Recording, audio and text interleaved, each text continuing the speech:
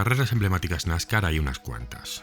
La Southern 500 del 50 en Darlington, la Brickyard 400 del 94 o la Daytona de 2001, la cual se llevó a Dale Earnhardt y después de la cual pues mucha gente afirma que ya nada volvió a ser lo mismo.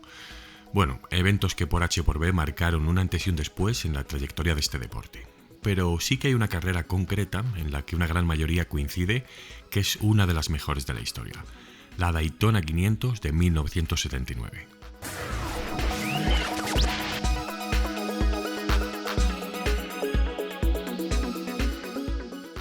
Llegar a un acuerdo con la CBS para retransmitir en directo las 500 millas de Daytona no fue una tarea fácil a finales de los años 70. Los ejecutivos de esta cadena de televisión nacional, de Norteamérica, gente procedente de la gran ciudad, tenían dudas sobre si era una buena idea trasladar las carreras de automóviles al Salón de los Ciudadanos de Norteamérica. No confiaban en que algo así fuese un negocio lucrativo, coherente.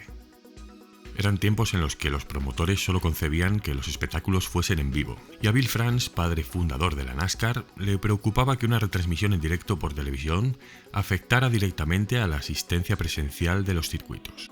Es por eso que se insistía en limitar la cobertura televisiva hasta en 5 estados del país. Pero finalmente se llega a un acuerdo para que toda Norteamérica pueda ver por primera vez en sus casas uno de los mejores eventos deportivos del año, la Daytona 500. Irónicamente, la primera Daytona en retransmitirse por televisión sería posiblemente la mejor de la historia.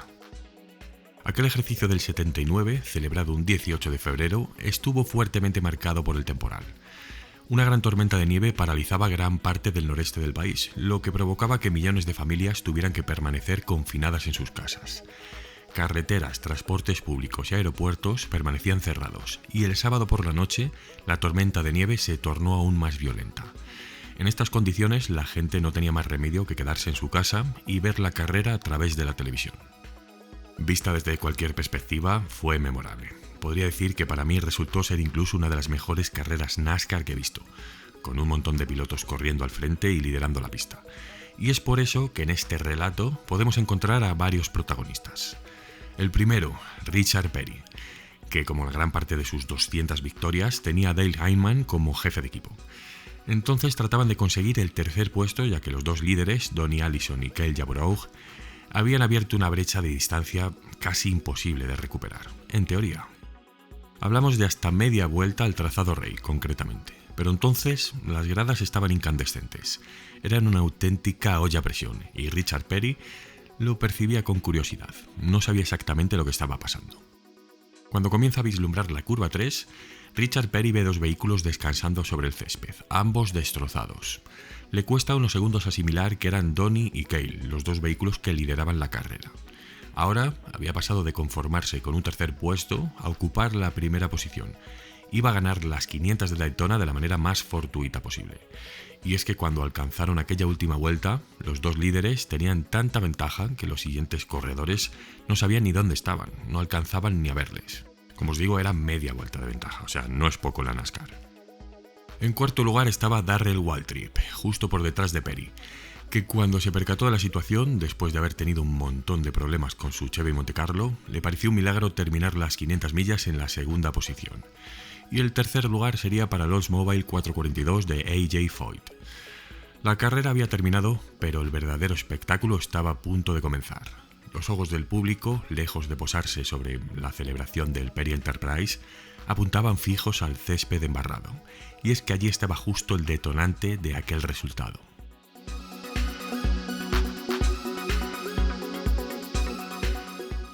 El primer evento de supervelocidad retransmitido en vivo había cerrado su última vuelta, la número 200, con el líder Donnie Allison y el segundo Cale Yarborough destrozándose entre sí.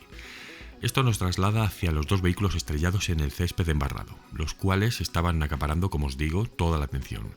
Se estaba a punto de desatar una pelea perfecta para su estreno en televisión. Donnie Allison ganó 5 carreras aquel año y tuvo un servicio de campaña inmejorable, a pesar de no haber participado en el calendario completo. Estaba teniendo concretamente un gran éxito en las pistas cortas y ya amasaba 10 victorias en la Copa NASCAR. Había ganado en Daytona Beach, Talladega, Charlotte y Bristol, y también obtuvo el triunfo en Atlanta después de una de las controversias más sonadas de este deporte también.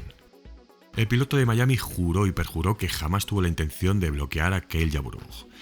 Donny explicaba que el propio Yarborough tenía todo el espacio libre por el exterior si realmente pretendía adelantarle, pero que en lugar de tomar esa vía, le golpeó el parachoques trasero antes de desatarse la gran disputa final, el chapa con chapa sobre los laterales de los vehículos. Ciertamente Allison tenía la primera posición, así que la misión de buscar el hueco o la técnica para rebasarle honradamente era la de Cale, cosa que no fue así. Aquí diría que este es otro de esos puntos en los que uno deja la objetividad a un lado y habla de forma personal, pero es que está tan claro lo de Cale Yarborough, que actuó como un salvaje, que es que las imágenes hablan por sí solas, ya veréis.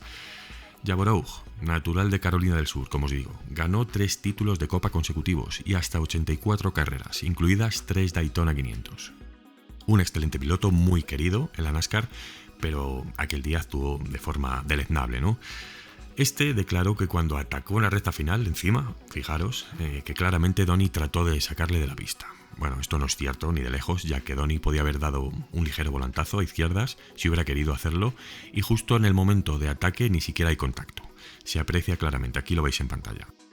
Es el propio Yarborough quien, al ver que pierde la posición e invade parcialmente el césped, comienza a golpear el lateral del Oldsmobile de Allison, y no para hasta empotrarle contra el muro.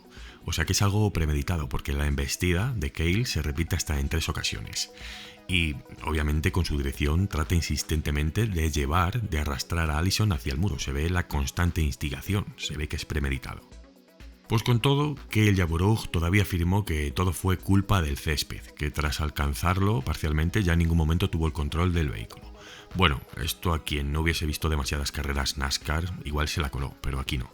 Se ve claramente, por ejemplo, en ocasiones como Dale Earnhardt adelanta por el césped a toda velocidad y no hay problemas, ¿no? Y así en muchas ocasiones. Afirmó que además le había ganado la posición en la recta, en ningún momento, y que de seguro habría ganado la carrera, de no haber perdido el control, claro que sí.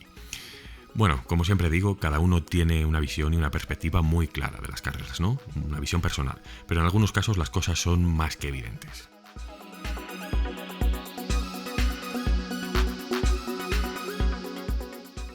Bueno, Donny Allison quedó destrozado al ver escapar su victoria en las 500 millas de Daytona. Tras el impacto, Cale y él salieron de sus vehículos y comenzaron a intercambiar palabras, no muy bonitas, ya sabéis. Se acercaban y se alejaban varias veces de forma efusiva, pero realmente los dos pilotos estaban demasiado disgustados y aún no asimilaban lo que acababa de pasar. Pero entonces aparece Bobby Allison, el hermano de Donny, y es cuando se desata la batalla. Bobby Allison se había detenido para comprobar que su hermano pequeño estaba bien, que no había tenido ninguna lesión grave tras el accidente, es obvio, ¿no? De ninguna manera había estado involucrado, que quede claro, en este conflicto, pero misteriosamente Cale Yarborough comienza a gritarle a Bobby y a decirle que él es el culpable de todo lo sucedido. Bobby, aún dentro de su automóvil, se pregunta que cómo es posible si estaba media vuelta por detrás, o sea, era surrealista que le culpara a él.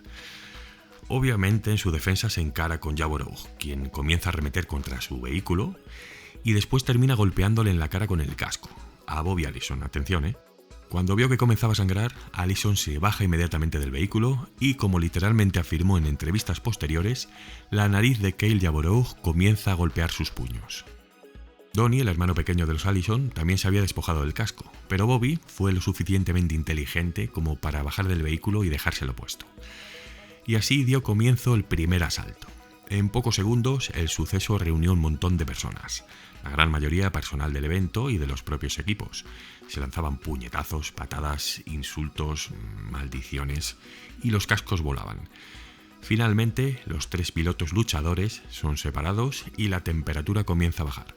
Se habían dado cuenta de que acababan de perder las 500 de Daytona, la carrera más importante y prestigiosa del año. La verdad que después de aquel evento, las peleas posteriores de las carreras NASCAR comenzaron a formar parte del espectáculo, a ser habituales, entre comillas. Y es que 15 millones de personas habían presenciado aquella carrera y aquel desenlace final por televisión, y qué decir que en conjunto tuvo un éxito sin igual. No cabe duda de que este evento supuso un punto de inflexión tanto en NASCAR como en sus nuevos desenlaces en el pozo y en la retransmisión de las carreras por televisión.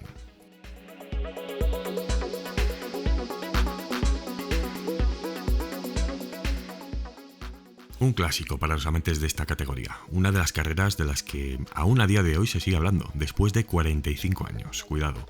Seguramente de los eventos clásicos más recurrentes y mencionados en este deporte.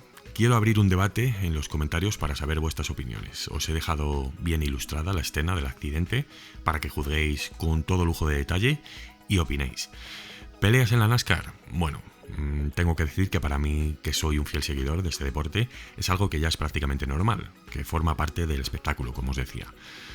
Es irónico que aquí sea algo natural e incluso un aliciente de la propia carrera, ¿no? Pero si sucediese esto en Le Mans, fijaros, por ejemplo, nos echaríamos las manos a la cabeza, ¿verdad? Y todos acabarían en el tribunal, seguro. Pero ahí está la diferencia entre culturas, organizaciones, deportes y especialmente en la visión de todo el conjunto enumerado, ¿no?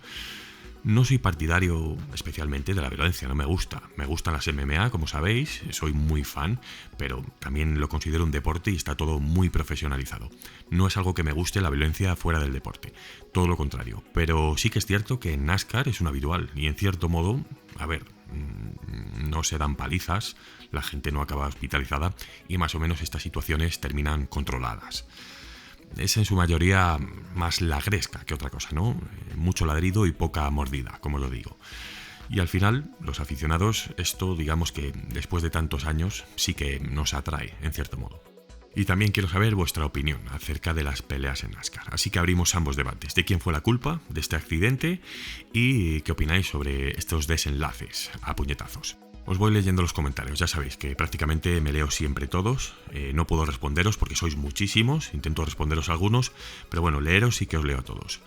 Como siempre, daros las gracias, ya sabéis, es mi protocolo, mi despedida, no puedo cerrar un vídeo sin hacerlo. Cualquier gesto, cualquier mensaje, cualquier participación, por ínfima que sea, ayuda muchísimo al crecimiento del canal y a que sigamos pudiendo crear este tipo de contenido. Así que gracias a todos y nos vemos la semana que viene, como siempre, 21:00.